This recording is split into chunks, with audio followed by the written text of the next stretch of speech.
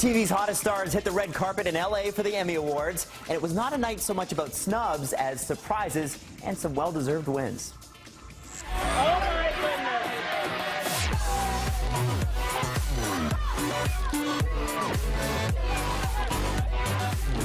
It may have been all about striking hues and subtle cutouts on the red carpet, but inside the 68th Annual Primetime Emmy Awards, it was all about People versus O.J. Simpson, American Crime Story.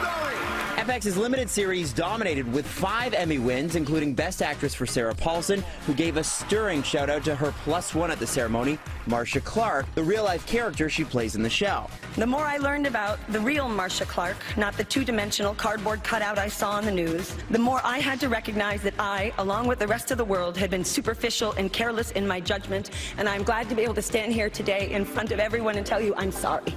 And we're celebrating Tatiana Maslany on her first ever Emmys win. The Canuck actress was recognized for her multiple roles in the sci-fi clone drama Orphan Black. I should have had this written down. I thank you so much.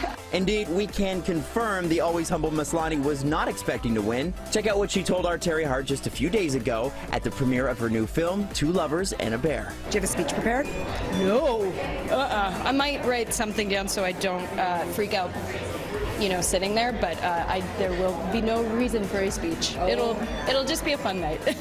Oh, you were wrong about that, Tatiana. Another surprise winner, Rami Malek, star of Show Me's Mr. Robot. Please tell me you're seeing this too. Emmy victory also belonged to Transparent. Show Me's groundbreaking comedy walked away with 2 awards, including Best Actor for Jeffrey Tambor for the 2nd year in a row. Please give transgender talent a chance. I would not be unhappy were I the last cisgender male to play a female transgender on television. Now, you'll recall Terry Hart had a very memorable sit-down with Tambor in Toronto a week ago, which started with him taking a nap in our TIFF lounge and ended with him making a poignant reflection. The show is so emotional to me, and I do cry at every episode. Yeah, I do too. I cry.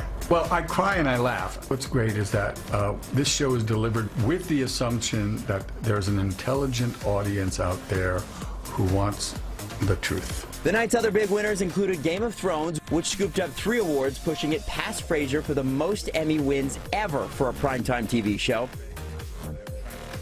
And from the glamour of LA to the Wild West, TK caught up with the cast of The Magnificent Seven and found out what it's really like working with Denzel Washington. Took a job looking for some men to join me. Is it difficult? Impossible. First time working with Denzel, interesting. Yeah. Right? So tell us about your experiences.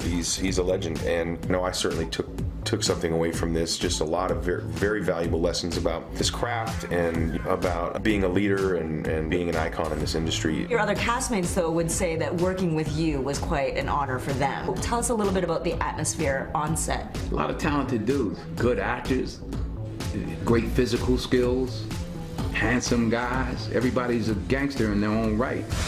There was a whole feeling out process. Who's the boss? Who's the alpha? Who's gonna be second? Who's gonna be third? Yeah. They know who's first, so they got to figure out.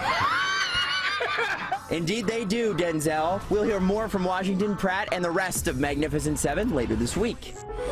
City of stars, are you shining just for me? Now, The Magnificent Seven was a major highlight at the 41st Annual Toronto International Film Festival, but TIFF's top premiere this year belongs to La La Land. The musical starring Canada's own Ryan Gosling won the People's Choice Award. Now, this prize is voted on by the fans, but it's often proven to be an excellent barometer of which films will do well at the Oscars. And as always, get your entertainment news here first in the morning and anytime on Twitter @NCity.